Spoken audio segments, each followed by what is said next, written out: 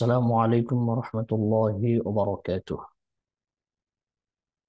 সম্মানিত কোরআন শিখতে আগ্রহী ভাই ও বোনেরা, আপনারা যে যেখান থেকে আমাকে দেখছেন, আপনাদের প্রত্যেকে জানাচ্ছি আন্তরিক মোবারকবাদ ও অভিনন্দন। আহ আপনাদের অনেকেরই প্রশ্ন, অনেকে জানতে চান যে মাদানী কায়দাটি কিভাবে সহজ এবং কতটুকু সহজ। আমার বিজ্ঞাপনে অথবা যে কোনো উপায়ে আপনি জেনেছেন যে মাদানী কায়দাটি নাকি সহজ। তো কায়দাটি কিভাবে সহজ এবং কতটুকু সহজ তার কিছু ধারণা দেওয়ার চেষ্টা করব আপনাদেরকে।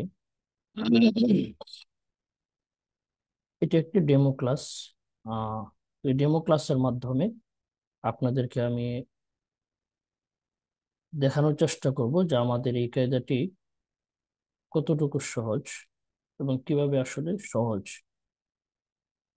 তো আপনাদেরকে রিকোয়েস্ট করব, ভিডিওটি হয়তো একটু লম্বা হতে পারে, আপনি একটু ধৈর্য সহকারে পুরো আলোচনাটি শোনার চেষ্টা করবেন। আশা করি আপনারা পুরো ভিডিওটা শুনলে বুঝতে পারবেন যে আসলে কিভাবে সহজ, আসলে সহজ কিনা বিষয়টা আপনাদের আহ বুঝে আসবে ইনশাল্লাহ। তো আমাদের এই মাদানী কায়দাটি অনলাইন অফলাইন যত কায়দা যত কোর্স রয়েছে তা থেকে সম্পূর্ণ একটু ব্যতিক্রম পদ্ধতি, সম্পূর্ণ ব্যতিক্রম এবং সহজ পদ্ধতি। আমার চোখে এর চেয়ে সহজ আরো কোনো পদ্ধতি বা আরো কোনো কোর্স আছে কিনা আমি খুঁজে পাই নাই। অনেক ঘাটাঘাটি করেছি, ইউটিউব বলেন, ফেসবুকে, অনলাইন অফলাইন বহুত কায়দা আমি সংগ্রহ করেছি কোরআন শিক্ষার। 30 ঘন্টা কোরআন শিখি, 27 ঘন্টা কোরআন শিখি, অনেক ঘাটাঘাটি করেছি। তো আমার চোখে মাদানী কায়দা যে সহজ একটি পদ্ধতি তৈরি করেছি, এর চেয়ে সহজ আমি আর কোনো কোর্স পাই নাই। তো যাই হোক, আহ তো আমি আপনাদেরকে শুরুতেই বলতে চাই যে কোরআন শিখা এটা আসলে সহজ। এটা আমার কথা নয়, স্বয়ং আল্লাহ পাকই নিজেই বলেছেন, ওয়ালাকাদ ইয়াসসারনাল কোরআন, আমি তোমাদের জন্য কোরআনকে সহজ করে দিয়েছি। কোরআন শেখার জন্য, কোরআন বোঝার জন্য, কোরআন থেকে শিক্ষা নেওয়ার জন্য, কোরআনকে মানার জন্য সবগুলো তোমাদের জন্য সহজ করে দিয়েছি। আল্লাহ নিজেই বলে দিয়েছেন কোরআন সহজ। কোরআন যে সহজ তার একটা বাস্তব উদাহরণ হচ্ছে আমার আপনার পাশে দেখবেন, হয়তো আপনাদের অনেকের আহ ভাই ভাতিজা ভাগ্নে বা আপনার প্রতিবেশী হয়তো অনেকেই আছে, ছোট ছোট বাচ্চা, 7 8 9 বছর, হাফেজ হয়ে গেছে, কোরআন মুখস্থ করে ফেলছে। আল্লাহ আকবার। ছোট বাচ্চা, সে দুনিয়ার ভালো মন্দ তেমন কিছু বোঝে না, সে পুরা কোরআন তার অন্তরের মধ্যে ধারণ করে ফেলছে, মুখস্থ করে ফেলছে। সে কোরআনের যে কোনো জায়গা থেকে সে মুখস্থ পড়তে পারে। এটাই তো আমাদের সামনে বাস্তব উদাহরণ, এর চেয়ে আর উদাহরণ কি হতে পারে। ছোট বাচ্চা, সে ইংলিশ পারে না, সে ম্যাথ বোঝে না, সে দুনিয়ার তেমন কিছু বোঝে না, অথচ সে কোরআন মুখস্থ করে ফেলল। এটাই বাস্তব প্রমাণ, এর চেয়ে আর প্রমাণের আমাদের প্রয়োজন হয় না যে কোরআনটা আসলে সহজ। তারপরও আমি আপনাদেরকে কোরআনটা যে সহজ সেটা আমি তুলে ধরার চেষ্টা করব। আমাদের দেশে আহ কোরআনের এই চর্চা আসলে এটা তো, সেটা তো আদিকাল আল্লাহ রসুল সাল্লাল্লাহু আলাইহি সাল্লামের যুগ থেকে আসতেছে। আল্লাহ রসুল তিনি নিজে সাহাবীদেরকে শিখাইছেন, এক সাহাবী আরেকজনকে শিখাইছেন, এইভাবেই তো মূলত এই পর্যন্ত আসছে। তো আমাদের উপমহাদেশে যত কোরআন শিক্ষার যত কোর্স বা কায়দা, যত প্রশিক্ষণ কেন্দ্র রয়েছে, তো এই কোরআনকে কিভাবে সহজে মানুষকে শেখানো যায় এই বিষয় নিয়ে কিন্তু অনেকেই চেষ্টা করেছে যুগ যুগ ধরে, একের পর এক নতুন নতুন মাওলানা সাহেব, কারি সাহেবরা, তেনারা অনেক চেষ্টা মেহনত করেছেন যে মানুষদেরকে কিভাবে সহজে কোরআন শেখানো যায়। তো এক একজন এক এক ভাবে, মূল পদ্ধতি তো কোরআন তো একটাই, কোরআন তো আর ভিন্ন না, একটাই কোরআন। তবে এটা কিভাবে মানুষের ভিতরে সহজে দেওয়া যায়, মানুষ কিভাবে যেন যাতে সহজে আয়ত্ত করতে পারে, সবাই এই চেষ্টাটাই করেছে। যেমন দেখেন, আমাদের দেশে বর্তমান বেশ অনেক আগের থেকেই ইংলিশ চর্চার একটা ধারাবাহিকতা চলতেছে। তো এক একজনের এক এক কোর্স, ইংলিশ তো একটাই, তবে এক একজন গবেষণা করে এক এক ভাবে উপস্থাপন করতেছে, এক একজন এক এক ভাবে সেটাকে মানুষের সামনে তুলে ধরছে। অর্থাৎ সবাই চেষ্টা করতেছে যে সহজ থেকে সহজতর কিভাবে করা যায়। সবাই কিন্তু এই চেষ্টাই করেছে। তো যাই হোক,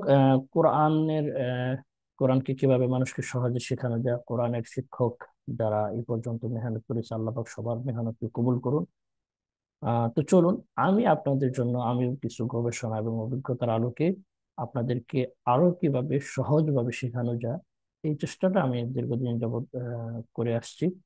তো তার ধারাবাহিকতায় এই মাদানী কায়দাটি সংকলন করেছি আপনাদেরকে কিভাবে সহজে শেখানো যায়। তো চলুন আমি একটু দেখায় নিই। তো আপনাদের অনেকের মনের ভিতর একটা ভয় থাকে যে কোরআনটা হয়তো অনেক কঠিন, গিজি গিজি লেখা, এগুলো আমি কিভাবে বুঝবো, কিভাবে পড়বো, আবার একটু কঠিন ভয় লাগতে পারে। আর যারা হয়তো ছোট সময় কিছু পড়েছেন তাদের হয়তো তেমন ভয়টা নাই, কিন্তু যারা একেবারে পড়েন নাই তাদের হয়তো ভয়টা আছে। তো যাই হোক, আমি শুরুতে আপনাদেরকে দেখাবো। দেখেন, আরবি উচ্চারণ এবং বাংলা উচ্চারণের সাথে বাংলার ব্যবহার, আরবির ব্যবহার অনেকটাই কিন্তু মিল আছে। অনেকটাই মিল আছে। কিভাবে মিল আছে আপনি দেখেন। এই যে দেখেন, এটা কি স্বরে আ। আ অক্ষরের নাম স্বর আ, এটা সাউন্ড হবে কি আ। এটাও কিন্তু সেম আ। আলিফ জবর, আলিফের উপর জবর আ। আ বা বকার বা, এটাও বা। অর্থাৎ আরবি 29টি হরফ রয়েছে, 29টি অক্ষর রয়েছে। 29টি অক্ষরের মধ্যে আহ হাতে গোনা 7-8টি হরফ আছে যেগুলোর উচ্চারণ বাংলার সাথে মিল নেই। বাকি সবগুলোর উচ্চারণ বাংলার সাথে মিল আছে। দেখেন এই যে এটা মিল, এই যে বা, ব আকার বা, বা জবর বা, ত আকার তা, তা জবর তা। একেবারে সেম মিল আছে, দেখেন সেম মিল আছে। এটা একটু ভিন্ন, দেখেন এটা হচ্ছে ছ আকার ছা, আর এটা হুবহু ছা হবে না, এটা হবে তা। এই যে এখানে লেখা আছে পাতলা এবং নরম। তো দেখেন এই 1 2 3 4 5, এই 5টা হরফের মধ্যে এই উচ্চারণটা একটু ভিন্ন। এটা দেখেন বর্গীয় জ আকার যা, জিম জবর যা। এই 5টার মধ্যে এটার উচ্চারণটা একটু ভিন্ন। তাছাড়া বাকি 4টাই কিন্তু বাংলা উচ্চারণের সাথে হুবহু মিল, হুবহু মিল। তারপরে দেখেন, এখানে একটা পাইলাম, আপনারা একটু নোট করেন। দেখেন হ আকার, হ আকার হ্যাঁ। তবে এখানে লেখা আছে গলায় চাপ দিয়ে, অর্থাৎ এটাকে একটু গলায় চাপ দিতে হবে। হ্যাঁ, হ্যাঁ, হ্যাঁ। তার মানে এটার উচ্চারণটা একটু ভিন্ন, মানে সহজ, একটু ভিন্ন, হালকা একটু ভিন্ন, গলায় একটু চাপ দিতে হবে বাস। এটাকে দেখেন খ, এখানে বাংলা উচ্চারণ লেখা আছে খ, মোটা করে খ। খ আকার খা হয়, খা না বলে আমরা খ বললাম বাস। এটাও বাংলা উচ্চারণের সাথে মিল, 90% মিল ধরা যেতে পারে, বা 80% ধরা যেতে পারে। খা না বলে খ, খ। আচ্ছা, দ আকার দা, দাল জবর দা। 29 জ আকার যা হবে। তবে এটা নিচে লেখা আছে পাতলা এবং নরম, যে এটা যেরকম পাতলা এবং নরম, এটা হবে রা। রা, এই উচ্চারণটা কি কঠিন? মোটেও না, যে কেউ পড়তে পারবে। একেবারে বুড়ো থেকে একেবারে শিশু বাচ্চারও রা, রা, হালকা করে রা। এইটাও সহজ। এটা হচ্ছে, দেখেন বয়শূন্য র র নিচে আবার বয় যুক্ত করেছে, অর্থাৎ র, র। বয়শূন্য র আকার রা হবে, এটা রা না হয়ে র হয়েছে র, অর্থাৎ এটা উচ্চারণটা একটু মোটা হবে। তো দেখেন মিল আছে। এটা হচ্ছে যাহা। ঝা। ঝা না হয়ে এটা একটু আরেকটু ভিন্ন হবে, যা। যা। হুবহু মিললে এটা একটু ভিন্ন, দেখেন দন্তে স আকার সা হয়, এটা উচ্চারণ সাও হয়। আমরা এই দন্তে স দিয়ে কিন্তু সার বলি, সার। সার। এটা উচ্চারণ হবে সিন জবর সা, দন্তে স আকার সা। তাহলে বস্য আকার সা, সিন জবর সা, হুবহু মিল। এটা হচ্ছে সদ জবর স, এটা একটু ভিন্ন। এটা একটু ভিন্ন। স একটু মোটা হবে, স। স। স। ছ আকার ছা না বলে একটা স বললাম আর কি।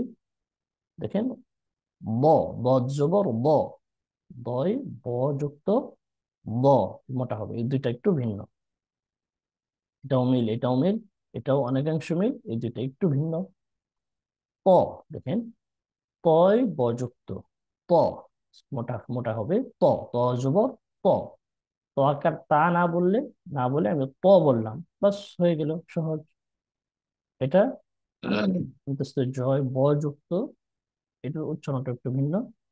এই যে মোটা করে যেগুলো লেখা আছে, 29টা হরফের মধ্যে 7টি হরফ আছে মোটা, বাকি সবগুলোর উচ্চারণ পাতলা হবে।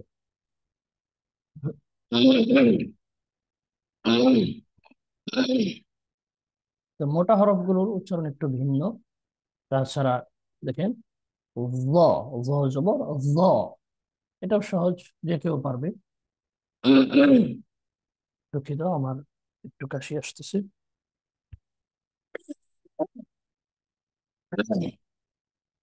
একটু ঠান্ডা সিজন তো, আমি একটু ঠান্ডা পানি খেয়েছি সকালে। তো ঠান্ডা পানি খাওয়াতে একটু কাশি, কফ আসতেছে আর কি। আচ্ছা যাই হোক, চলুন দেখেন ল।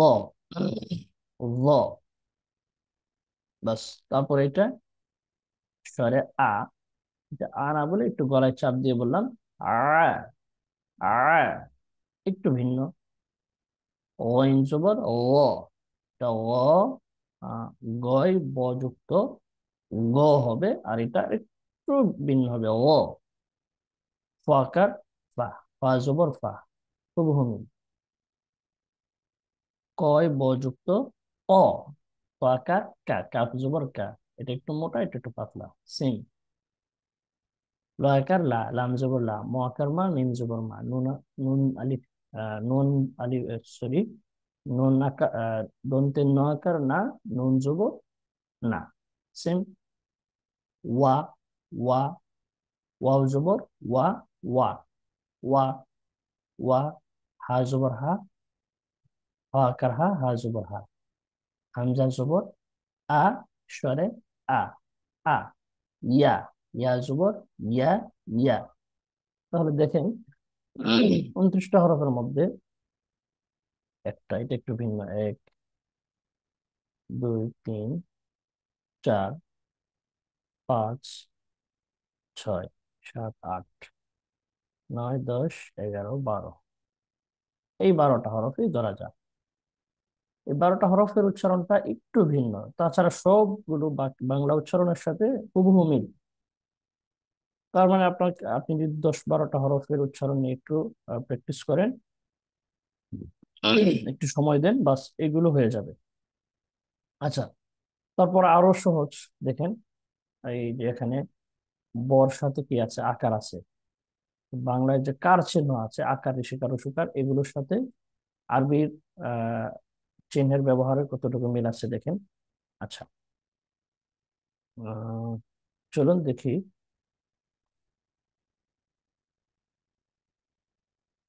দেখেন, দেখেন এটা আকার। মানে বাংলায় যে আমরা অনেকগুলো চিহ্ন ব্যবহার করি, আকার ঋষিকার রসুকার দীর্ঘকার ওকার ইত্যাদি, তো আরবিতেও এরকম কিছু চিহ্ন হয়, যে এই চিহ্ন, এটা চিহ্ন, এই চিহ্ন। তো এই চিহ্নের ব্যবহার, এই চিহ্নের ব্যবহার সেম, নাম দুইটা ভিন্ন, তবে উচ্চারণ সেম। এটা হচ্ছে আকার, এটা হচ্ছে জবর। ঋষিকার, এটা হচ্ছে জে। রসুকার, এটা হচ্ছে পেশ। উচ্চারণ সেম, একই রকম।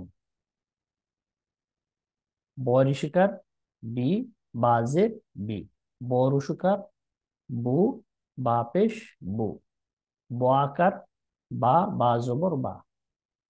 দেখেছেন? একেবারে হুবহু মিল। আরবিতে আহ, মোট 5টা চিহ্ন আছে, অর্থাৎ প্রসিদ্ধ 5টা চিহ্ন আছে, তার মধ্যে 1 2 3। এই 3টা চিহ্ন হুবহু বাংলার সাথে মিল। তাহলে আমরা এখানে আরো অনেকটা সহজ পেলাম, অনেকটাই আমাদের জন্য সহজ হয়ে গেল। তো এটার নাম আর এটার নাম জানলেই বাস, আমার এটার নাম জেনে গেলাম, আর উচ্চারণ এই যে এগুলোর মতোই হবে। তার মানে একেবারে সহজ আমরা পেলাম। আচ্ছা, তারপরে দেখুন, তারপর, আচ্ছা, ওখানে 3টা চিহ্ন গেছে, জবরদের পেশ, আকার, ঋষিকার, রসুকার। আচ্ছা দেখেন, ভাত, তো এর নিচে যে একটা যে ছোট টান আছে, এটাকে হসন্তের চিহ্ন বলা হয়, হসন্ত। হ্যাঁ, তো হসন্ত কি হবে? এটা যদি আমরা এইভাবে হসন্ত না দিই তাহলে কি হবে? ভাত, কা, ক, যা, ম, এরকম হবে। ইচ্ছা হসন্ত দেওয়ার কারণে এটা কি থেমে যাবে, বাত, কাক, জাম। এই হসন্তের যে কাজ, এই যে এই চিহ্নটা দেখতে পাচ্ছেন, এটাকে যজম বলা হয় আরবি। এটাতে আরবির ব্যবহার, এটার নাম হচ্ছে আরবি, এটার নাম হচ্ছে যজম। এই যজমের যে কাজ, এই বসন্তের যে কাজ, এই যেরকম ভাত তো না বলে ভাত হয়ে গেল এই বসন্তের কারণে, তো ঠিক এটার উচ্চারণটাও, ব্যবহারটাও এই বসন্তের মতোই। এটা যখন আপনি ক্লাস করবেন তখনই দেখবেন যে সহজ, একেবারে সহজ। আচ্ছা, তো 3টা চিহ্ন, এটা হলো 4টা, 4টা চিহ্ন গেল। 5 নম্বর চিহ্নটা দেখেন। 5 নম্বর চিহ্নটাও বাংলা উচ্চারণের সাথে কত রকম মিল দেখেন। সরা, ময় মহাকার মা, আম্মা, বর্গীয় জ, বয় ব আকার বা, জব্বা। অর্থাৎ এখানে দ্বিত্ব চিহ্ন, ডাবল ম হয়েছে, ডাবল ব, ডাবল কান্না, দন্তের নয় নয়াকার না, কান্না। তো এই যে ডাবল অক্ষর উচ্চারণ হইল, এটাকে দ্বিত্ব চিহ্ন বলে। আমি সঠিক বলছি কিনা জানি না, সম্ভবত এটাকে দ্বিত্ব চিহ্ন বলে। এই যে এই দ্বিত্ব চিহ্ন, এটার যে কাজ, আর এই যে এই চিহ্নটা দেখতে পাচ্ছেন, আরবি এটাকে বলা হয় তাসদিদ। এই তাসদিদের উচ্চারণ আর এই যে এইটার উচ্চারণ, এটা যেরকম ডাবল উচ্চারণ হইলো, এই তাসদিদের উচ্চারণটা এরকম ডাবল হয়ে থাকে। মানে একেবারে সহজ, আপনি কল্পনা করতে পারবেন না যে এত মিল আছে। আসলে মূল ভাষা তো আসলে আরবি, আরবি থেকেই কিন্তু রিসার্চ করে যত পৃথিবীতে যত ভাষা আবিষ্কার হয়েছে, সবগুলো ভাষা কিন্তু আরবি থেকেই হয়েছে।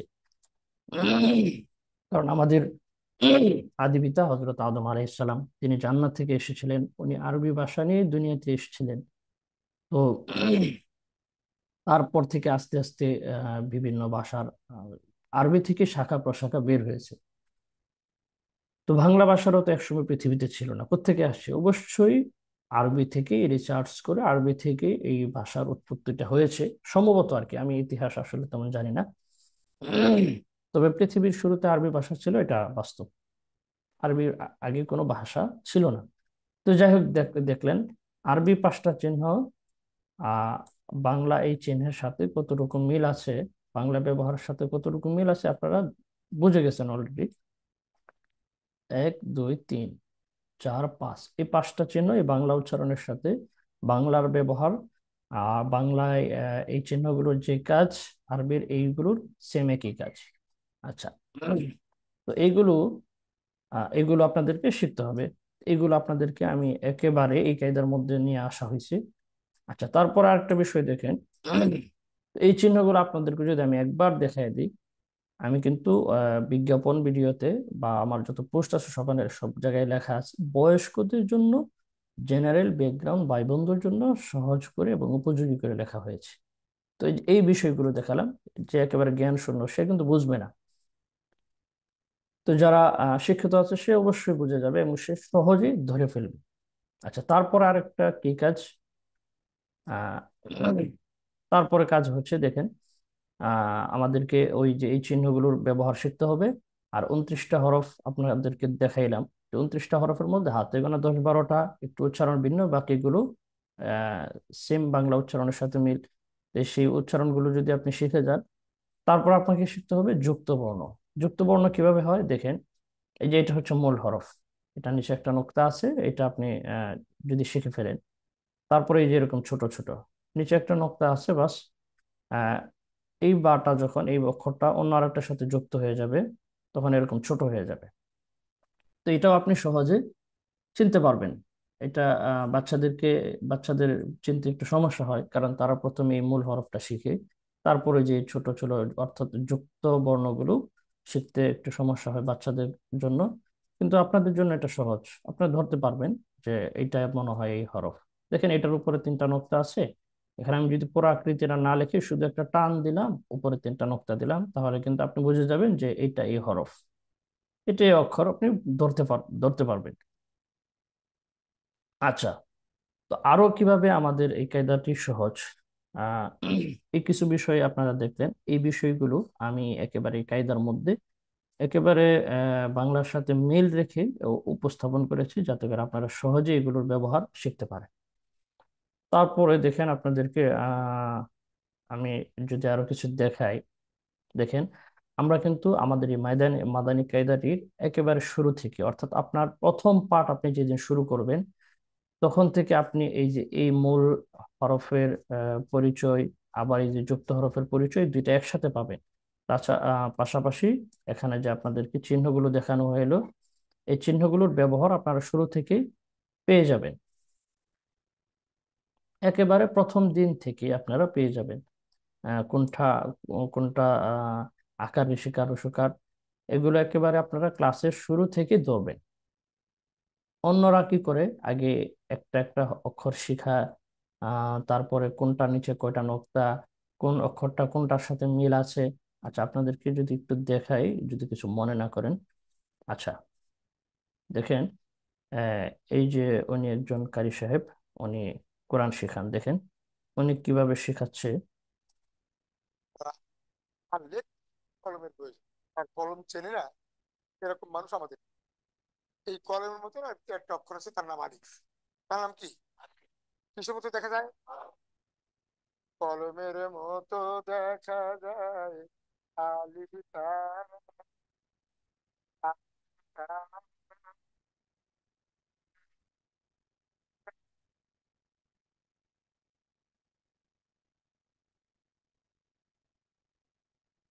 আলিফের মতো দেখা যায়।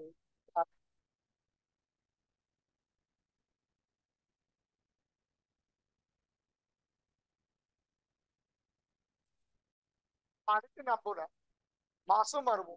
এরকম সুন্দর একটা জিনিসের নাম বলো। বড়শি। বড়শি, হ্যাঁ, বড়শি। এই যে আমার এখানে একটা বড়শি আছে, এই বড়শির মতন আরবিতে একটা অক্ষর আছে, তার নাম হলো লাভ।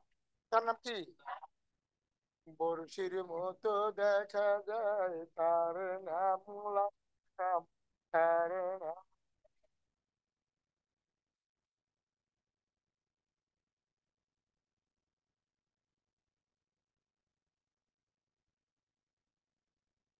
বিজ্ঞান, তার নামই। এবার একটা অক্ষর বলবো, এই অক্ষরটা আমাদের দাদারা ব্যবহার করে খুব বেশি। অর্থাৎ যারা বুড়ো মানুষ, তারা ওই অক্ষরটা বেশি ব্যবহার করে, অর্থাৎ হাতে লাঠি রাখে। হাতে কি রাখে? লাঠি। এই যে, এই যে লাঠি, লাঠি। আমরা এই লাঠির মতন আরবিতে একটা অক্ষর আছে, তার নাম হলো মিম। লাঠির মতন দেখা যায়, তার নাম কি? মিম। আচ্ছা, যাই হোক, আপনারা দেখতে পাইলেন। তো ওনার ভিডিও দেখানোর উদ্দেশ্য হয় না, আমি ওনাকে অবজ্ঞা করছি না। উনিও ওনার মাধ্যমে অনেক মানুষ কোরআন শিখতেছে এবং শিখছে। তবে কি একটু কঠিন ভাবে উনি শিখাচ্ছে। তো কলমের মতো কোনটা, তারপর কোনটা, আহ, কোনোটা বলে কাছির মতো, কোনোটা লাঙলের মতো, কোনোটা এরকম, এক একটা এক এক সাথে, একটার সাথে এরকম আহ, ইয়া করে তিনি এভাবে পড়াচ্ছেন। তো সেটা একসময় আদিকালে ছিল, যেমন আমাদের দাদা নানাদের বয়সে বা আমাদের বাবাদের বয়সে, বাবা মাদের বয়সে তখন এভাবে পড়াইতো। আচ্ছা, যাই হোক, তো এখন কিন্তু আমাদের ওই আগের যুগ আর এখন নাই। তো এখন যদি আমি বাচ্চাদেরকে পড়াই যে কাছির মতো দেখা যায় একটা হরফ আছে, ছোট বাচ্চা সে তো কাছি জীবন ওই দেখে নাই, সে কাছি তো দেখেই নাই, সে কাছির মতো কোন হরফ, সে বড়শি দেখে নাই কখনো। তাকে যদি আমি বলি বড়শির মতো একটা অক্ষর আছে। আচ্ছা, আপনারা ছোট সময় যখন স্কুলে পড়েছেন, স্বরবর্ণ ব্যঞ্জন বর্ণ বা ইংলিশ লেটার যখন পড়াইছেন, তখন স্যারেরা কি কোনোটার সাথে মিল রাখে? যে এটা দেখতে ওইরকম এরকম, কটা দেখতে অমুক ইয়ার মতো হবে, এরকম মাথাটা বাঁকা হবে। তো যেটা আমাদের সামনে লেখা আছে, হ্যাঁ, এই অক্ষরটা আমাদের সামনে লেখা আছে, বইয়ে আছে, ব্ল্যাকবোর্ড আমি লেখলেও সবাই দেখতে পাবে, তো ওইটা কের মতো দেখা যায় কিসের মতো আমার মিলানোর প্রয়োজন হচ্ছে না। তবে আগেকার যারা কারি সাহেব ওনারা এইভাবে পড়াইছেন, ওটা দূষণীয় বলতেছি না। তো ওনারা যারা যাদেরকে পড়াইতো তারা একটু গ্রাম্য মূর্খ ছিল, তাদেরকে বিভিন্ন ভাবে লাঙ্গলের সাথে মিলিয়ে, কাছির সাথে মিলিয়ে তাদেরকে বোঝানো হইতো। এখন তো আর ওই যুগ নাই, এখন তো সবকিছু আপডেট, সেটা আমাদের বুঝতে হবে। আচ্ছা, তারপর আমি আপনাদেরকে দেখাই আমাদের কায়দাটা কোন দিক দিয়ে সহজ, এই বিষয়টা আপনাদেরকে একটু বোঝানোর জন্য। এই যে দেখেন, এই একটা বই, এখানে লেখা আছে নুরানি পদ্ধতিতে 27 ঘন্টায় কোরআন শিখি, বইয়ের নাম। তো চলুন, এই কায়দাটি প্রায় 200 পেজ হতে পারে। 200 পেজ এই কায়দাটি কমপ্লিট করেছে, 200 পেজে আনুমানিক, হয়তো আমি খেয়াল করে নাই। আর আমি যে কায়দাটা লিখেছি মাদানী কায়দা, মাত্র 48টা পেজ, মাত্র 48 পেজ। 48 পেজের মধ্যে আবার মূল পড়া আরো অনেক কম। তো যাই হোক, আহ, এখানে আপনাদেরকে যদি দেখাই, দেখেন এটা কত নাম্বার পেজ একটু খেয়াল করে দেখুন। এটা 19 নাম্বার পেজ। 19 নাম্বার পেজ থেকে উনি অক্ষরের পরিচয় দেওয়া শুরু করেছে। 19 নাম্বার পেজ থেকে, এই যে এখান থেকে শুরু করেছে। এই যে এটা কলমের মতো দেখা যায়, এটা লাঠির মতো, এটা আরো, যাই হোক, এটা যারা মানে ফিজিক্যাল অর্থাৎ সরাসরি যারা এই পড়া, এটা বিভিন্ন ভাবে এরকম সুর টেনে বিভিন্ন ছন্দ আকারে পড়ানো হয়। তো আমাদের তো আসলে তেমন সময় নেই, আমাদের তো সময়ের সুযোগ কম। তো 19 নাম্বার পেজ থেকে হরফের পরিচয় শুরু হয়েছে। আপনারা দেখেন, 19 থেকে নিয়ে কত পর্যন্ত,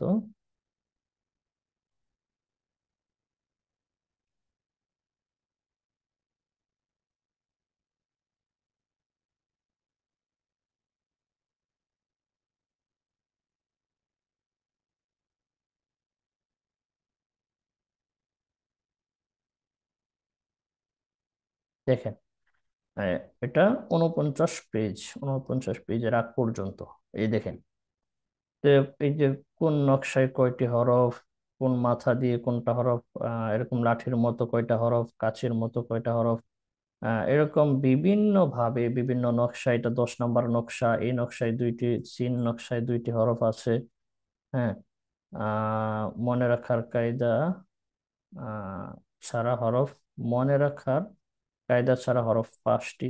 তো ইত্যাদি বিভিন্ন ভাবে, বিভিন্ন নকশা করে, বিভিন্ন পদ্ধতিতে, আহ 19 নাম্বার পেজ থেকে নিয়ে 48 পেজ পর্যন্ত, 48 পেজ পর্যন্ত আপনাকে এই হরফের বিভিন্ন আকৃতি, কোনটার উপর কয়টা নোক্তা, কোনটা কোন দিক দিয়ে টান দিয়ে লিখতে হয়, এই বিভিন্ন ভাবে আপনাকে এটি পড়তে হবে। নিচে বাংলায় লিখতে হবে, আবার আরবি লিখতে হবে, আলাদা নোট করতে হবে। তো 19 থেকে নিয়ে 48 পেজ পর্যন্ত আপনার প্রায় কতগুলো পৃষ্ঠা। এই এতগুলো পৃষ্ঠা পড়ানো হয়েছে শুধুমাত্র হরফের পরিচয় দেওয়ার জন্য। তা আসলে আমি মনে করি যারা একটু শিক্ষিত বয়স্ক আছে, আপডেট ইয়াং জেনারেশন যারা আছে, তাদেরকে তো এতভাবে বোঝানোর কোনো প্রয়োজন মনে করি না, মনে করি না। কারণ এখন সবাই আপডেট, তাদের এত সময় নেই, এত কিছু ছন্দ শেখার প্রয়োজন নেই, এতভাবে বোঝানোর প্রয়োজন নেই। আচ্ছা, তো এখানে দেখেন কোনো চিহ্ন কিন্তু এখনো ব্যবহার করে নাই। এই 19 থেকে নিয়ে 48 পেজ পর্যন্ত শুধু হরফের পরিচয় দেওয়া হয়েছে। আর যুক্ত অক্ষর, যুক্ত অক্ষর যেটা যে আপনাদেরকে বললাম, একটা আরেকটার সাথে লেগে গেলে কিরকম হবে, একটু ছোট হয়ে যাবে। এই বিভিন্ন ভাবে এই হরফের পরিচয় দিতে গিয়ে 19 থেকে 48 পেজ পর্যন্ত পড়া সময়, তো কতদিন সময় লাগতে পারে? আমি মনে করি এই হরফের পরিচয় দিতে দিতে যতদিন সময় লাগবে, আমার কায়দা পড়াটা ততদিনে শেষ হয়ে যাবে, ওই মাদানী কায়দাটা আর কি। তো যাই হোক, ওনার এই লেখাকে আমি অবজ্ঞা করতেছি, আপনারা ভুল বুঝবেন না। আমি জাস্ট আপনাদেরকে এটার ইয়াটা আমারটা কিভাবে সহজ এইটাই আপনাদের কাছে তুলে ধরার জন্য কিন্তু আমি বিষয়গুলো দেখিয়েছি। আচ্ছা, তো এখন দেখেন মাদানী কায়দা, এটা হচ্ছে আচ্ছা প্রথম পেজ, আমাদের প্রথম যে পার্ট সেখানে নিয়ে যাচ্ছে আপনাদেরকে। প্রথম পার্ট, এই দেখেন প্রথম পার্ট। প্রথম পার্ট আপনি যেদিন শুরু করবেন, প্রথম পার্টে আপনি শুরু থেকেই তিনটা চিহ্ন, জবর জের পেশ, ওই যে আপনাদেরকে প্রথমে দেখালাম, আকার, ঋষিকার, রসুকার, এর প্রথম দিনে আপনি এগুলো চিনে যাচ্ছেন, এগুলোর উচ্চারণ আপনি বুঝে যাচ্ছেন। তারপর এখানে আকার, ঋষিকার, রসুকারের সাথে যে মিল আছে এটা আপনি ইতিপূর্বে দেখেছেন। আচ্ছা, তারপরে দেখেন এখানে এই তিনটা চিহ্নই আমি এই যে আলিফের উপরে দিয়ে দিলাম, নিচে উপরে দিয়ে দিলাম, সাথে সাথে আলিফের আরো কিছু আকৃতি আসে আর কি। এই আলিফটা যখন অন্য আরেকটার সাথে এরকম লেগে যাবে তখন এরকম একটু বাঁকা হয়ে যাবে। তো এটাকে যুক্ত অক্ষর বলে, দেখেন এটা বা, মূল হরফটা, মূল হরফের পাশাপাশি যুক্ত অক্ষর। তো উপরে নিচে যে চিহ্ন, চিহ্নটা প্রথম থেকে পাইতেছেন, মূল হরফটাও পাচ্ছেন, আবার এই যে যুক্ত হরফটাও পাচ্ছেন। তো প্রথমে আপনাকে কি করা হবে, এই প্রথম পার্টে প্রথম পেজে এই চারটা হরফ, এক, আলিফ, বা, তা, সা, চারটা হরফ আপনি আকার, ঋষিকার, রসুকার, জবরজের পেজ দিয়ে শিখবেন। বাস, আপনার এখানে এই যে ছোট হয়ে গেলে কিরকম দেখা যাবে এগুলো আপনি এখান থেকে বুঝে যাবেন। প্রথম পেজ, প্রথম পেজ আপনার পড়তে কতক্ষণ লাগবে? চারটা অক্ষর, চারটা অক্ষর যদি আপনি কিছু পড়ে থাকেন তাহলে আপনার জন্য 5 মিনিট লাগবে, আর যদি একেবারে কিছু পড়েন নাই তো হয়তো আপনার জন্য 10 মিনিট লাগতে পারে বা 20 মিনিট লাগতে পারে। তো এই চারটা হরফ শিখবেন, এই চারটা হরফ দিয়ে আমি এখানে বাক্য তৈরি করেছি, ছোট ছোট শব্দ তৈরি করেছি। হ্যাঁ, এই চারটা হরফের বাইরে কোনোটা লেখা হয়নি। এই চারটা হরফ বারবার বারবার যখন আপনি এখানে প্র্যাকটিস করবেন, বাস এই চারটা অক্ষরের উচ্চারণ আপনার ক্লিয়ার, উচ্চারণ ক্লিয়ার। পাশাপাশি আপনার ওই যে পাঁচটা চিহ্ন আছে আরবি, পাঁচটা চিহ্নের মধ্যে তিনটা চিহ্নের ব্যবহার শিখে গেলেন, আর দুইটা চিহ্ন বাকি আছে। তো এই পদ্ধতিতে প্রথম পেজ শেষ হলো।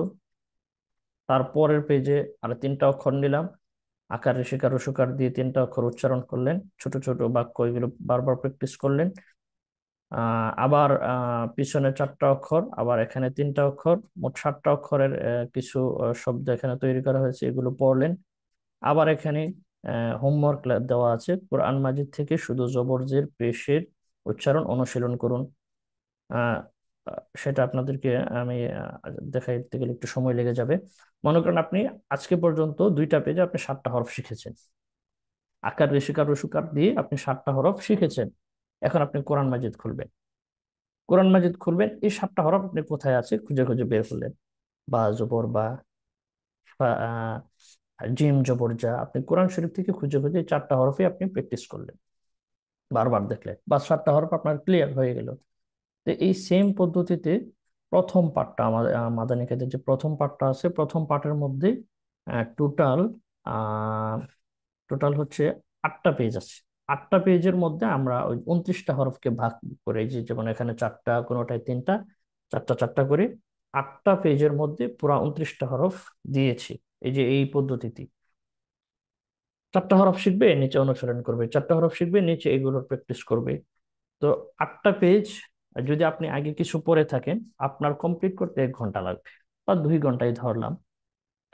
আর যদি আপনি কিছুই পড়েন না, ছোট সময় কিছুই পড়েন না, একেবারে প্রাথমিক অবস্থায় আছেন, কোন অক্ষর এখনো চেনেন নাই, আপনি যদি পড়েন, তো 8টা পেজ অর্থাৎ 29টা হরফের পরিচয়, পাশাপাশি যুক্ত অক্ষর, জবরজের পেশের উচ্চারণ, এগুলো আপনার হয়তো আমি ধরে নিলাম আপনি 8টা পেজ, একটা পেজ যদি আপনি 30 মিনিট করে পড়েন, তো 8 পেজ 4 ঘন্টা সময় লাগবে। 4 ঘন্টা আপনি 4 দিন ধরেন, চাইলে একদিনও সম্ভব, যদি হিম্মত করেন একদিনও সম্ভব। আচ্ছা, তো এইভাবে আহ যখন আপনার 29টা হরফ শেষ হয়ে যাবে, এই যে এই পর্যন্ত শেষ, 29টা হরফের উচ্চারণ এইভাবে শেষ। তো 29টা হরফের উচ্চারণ যেদিন আপনার শেষ হয়ে যাবে জবরদের পেশ দিয়ে, তখন যদি আপনার সামনে আমি কোরআন শরীফ খুলে দিই, তখন আপনি কোরআন শরীফ থেকে 70% পড়তে পারবেন। 70% পড়তে পারবেন, কারণ কোরআন শরীফের মধ্যে যে জবরদের পেশ, আকার, ঋষিকার, রসুকার 70% আছে। বাকি 30% আছে হচ্ছে ওই যে বাকি আরো দুইটা যে চিহ্ন দেখাইলাম ওইগুলো। তার মানে 8টা পেজ যদি আপনি 8 দিনেও কমপ্লিট করেন, 8 দিনে আপনি যদি জবরজের পেজ দিয়ে 8 দিনে কমপ্লিট করলে 8 দিন পরে আপনি কোরআন শরীফের 70% আপনি উচ্চারণ করতে পারবেন। এভাবে দেখে দেখে অক্ষরগুলো আপনি উচ্চারণ করতে পারবেন। 8 দিন নিয়ে ধরে নিলাম, 8 পেজ যদি 8 দিনও সময় নেন আপনি পড়তে পারবেন। আচ্ছা, তারপরে হচ্ছে আরো কিছু অনুশীলন, মানে এইগুলো যেন আরো বেশি বেশি চর্চা হয়, শুধু এই অনুসরণগুলোই। এখানে আপনার কোনো লেখালেখির প্রয়োজন হবে না, এবং কোনো ছন্দ আপনাকে মুখস্থ করতে হবে না, ছন্দ আকারে পড়তে হবে না। জাস্ট শুধু আপনি আমার আমার পড়াটা শুনবেন, আমার উচ্চারণটা দেখবেন, আপনি প্র্যাকটিস করবেন, বাস। এইভাবেই কিন্তু আপনার হয়ে যাবে। তো যাই হোক, এখানে কিন্তু আরো অনেক কিছু বিষয় আমি, হয়তো অনেক লম্বা হয়ে যাবে ভিডিওটা, আমি আর দেখাতে চাচ্ছি না। তো মোট কথা হচ্ছে, আমাদের কায়দাটি অত্যন্ত সহজ ভাবেই লেখা হয়েছে, যেটা আসলে আহ কেমন সহজ, এটা যদি আমি আপনাকে বারবার বারবার বিভিন্ন ভাবে বোঝানোর চেষ্টা করি, আসলে যখন আপনি ক্লাস করবেন বা আপনি এটা আপনি পড়বেন, আমার ক্লাসগুলোতে আপনি যুক্ত হবেন, তখনই কিন্তু আপনি বুঝতে পারবেন যে না, আসলে সহজ। যেমন মনে করেন, আপনি জীবনেও মধু খান নাই, কখনো মধু খান নাই বা মধু দেখেন নাই। এখন যদি আমি আপনাকে বলি যে মধু তো অনেক মিষ্টি, মধু তো খেতে অনেক মজা, অনেক মিষ্টি, অনেক কিছু হ্যান ত্যান, মধুর আপনি অনেক গুণাগুণ, অনেক বৈশিষ্ট্য আপনি বর্ণনা করলেন, কিন্তু সে মুখে এরকম চেটে দেখা নাই যে মধুটা আসলে কতটুকু মিষ্টি। তো যখন সে একটু চেখে দেখবে, তখনই কিন্তু সে প্রকৃত ও মধুর স্বাদটা সে অনুধাবন করতে পারবে। তো শীত মানে ঠিক তেমনি আমি উদাহরণ বলছি। আপনাকে আমি যতই বোঝাই যে এইভাবে সহজ ওইভাবে সহজ, তা হয়- যখন আপনি ক্লাস না করবেন, যতক্ষণ ক্লাস না করবেন ততক্ষণ আপনি বুঝতে পারবেন না যে আসলে কি সহজ। তো যাই হোক, আমি আপনাদেরকে রিকোয়েস্ট করব যে আপনাদের জন্যই তৈরি করা হয়েছে, যারা শিক্ষিত বয়স্ক আছেন, ছোট সময়ে আহ, একেবারেই পড়েন না অথবা কিছু পড়েছেন এখন ভুলে গেছেন, অর্থাৎ আপনি যেই লেভেলেই থাকেন না কেন, আপনি যদি এই কায়দাটা কমপ্লিট করেন, আপনার পিছনের যত ইয়ে আছে, ঘাটতি আছে, সবগুলো পূরণ হয়ে যাবে। আচ্ছা, আপনাদেরকে শুধুমাত্র প্রথম পার্টের বিষয়টা দেখাইলাম, তারপরে যে পার্টগুলো আছে সেগুলো কমপ্লিট করতে মাত্র 30 থেকে 40 মিনিট সময় লাগবে। পরের পার্টগুলো 2 পৃষ্ঠা, 2 থেকে অনুশীলন সহ প্র্যাকটিস সহ 3 পৃষ্ঠা হতে পারে কোনোটা। তো এইভাবে 12টা পেজ আছে। তার সাথে সাথে আরো বলছি, কোরআন তেলাওয়াত করতে গেলে কিছু নিয়ম ফলো করতে হয়, কিছু রুলস আছে, এখানে একটু টানতে হবে, এখানে একটু গুণনা করতে হবে, এই বিষয়গুলো আহ অন্য অন্য যত কারি সাহেব আছে ওনারা বিস্তারিত আলোচনা করে। এখন বিস্তারিত আলোচনা সবার জন্য প্রযোজ্য মনে করি না, কারণ ছোট ছোট বাচ্চারা হাফেজ হয়, ওরা কিন্তু এত বিস্তারিত পড়ে না। হুজুরে বলে দিছে, এই এখানে গুণনা করবি, এখানে টান দিবে, এই যে এরকম চিহ্ন থাকলে এখানে টান দিতে হবে, আর এরপরে এই অক্ষরটা থাকলে এখানে গুণনা করতে হবে। হুজুর এভাবে বলে দিছে, বাস সে ওইটাই মনে রেখে সে ওই জায়গায় গুণনা করে, ওই জায়গায় মাদ করে। তো বাচ্চাদেরকে একেবারে আহ যে বিষয়গুলো সহজভাবে ধরানো হয়, ঠিক তেমনি বয়স আপনাদের জন্য আমি এই কাজগুলি করেছি, যে বিস্তারিত আলোচনা, সেটা আপনাদের এত কিছু জানার প্রয়োজন নেই, আপনাকে আমি জাস্ট দেখাই দেবো যে এই অক্ষরের পরে এই 5টা অক্ষর কোথাও পাওয়া গেলে বাস আপনাকে গণনা করতে হবে। বাস এই একটা কথা আপনার মাথায় রাখলে আপনার আর দীর্ঘ নিয়ম কানুন মুখস্থ রাখতে হবে না, মুখস্থ রাখার প্রয়োজনও হবে না। বাকি বিষয়গুলো তো আপনাদেরকে দেখাই নাই, সেগুলো আপনি যখন ক্লাস করবেন তখনই আপনি বুঝতে পারবেন যে আসলেই কতটুকু সহজ। আর আপনাদের মধ্যে যদি এমন কেউ থাকে যে না, আপনি তাজবিদের অনেক নিয়ম কানুন জানেন, তা আপনাদেরকে উদ্দেশ্য করে বলবো, দীর্ঘ নিয়ম কানুন এবং বিস্তারিত আলোচনা জানা সবার জন্য জরুরি মনে করি না, সবার জন্য জরুরি মনে করি না। বিস্তারিত আলোচনা জানার প্রয়োজন নাই, সেটা উস্তাদরা জানবে, যারা আরো ভালো করে শিখতে চায় আহ, তারা শিখবে। তো এই কায়দাটার মধ্যে অর্থাৎ যত তাজবিদের নিয়ম কানুন আছে সবগুলো একেবারে সংক্ষেপে সংক্ষেপে নেওয়া নেওয়া হয়েছে, যাতে একজন কর্মজীবী মানুষ, কর্মব্যস্ত মানুষ, সে যেন এই অল্প কথাগুলো মাথায় রেখে সে যেন কোরআনের তেলাওয়াতটা শিখতে পারে। তো যাই হোক, সম্মানিত আহ দর্শক, আমি যদি বেশি লম্বা করে ফেলে হয়তো আপনাদের বিরক্তি চলে আসবে, অনেক লম্বা হয়ে গেছে মনে হয়। আচ্ছা যাই হোক, আমি আর লম্বা করছি না। তো আপনারা মূল ক্লাসে যুক্ত হন, মূল ক্লাসে জয়েন করেন ইনশাল্লাহ। আপনারা আমার ক্লাসগুলো দেখবেন কতটুকু সহজ, এবং আপনারা অতি সহজে শিখতে পারবেন ইনশাল্লাহ। তো কথা না বাড়িয়ে আমি এখানে শেষ করে দিচ্ছি। সবাই ভালো থাকবেন, সুস্থ থাকবেন। আল্লাহ হাফিজ। আসসালামু আলাইকুম ওয়া রাহমাতুল্লাহি ওয়া বারাকাতুহু।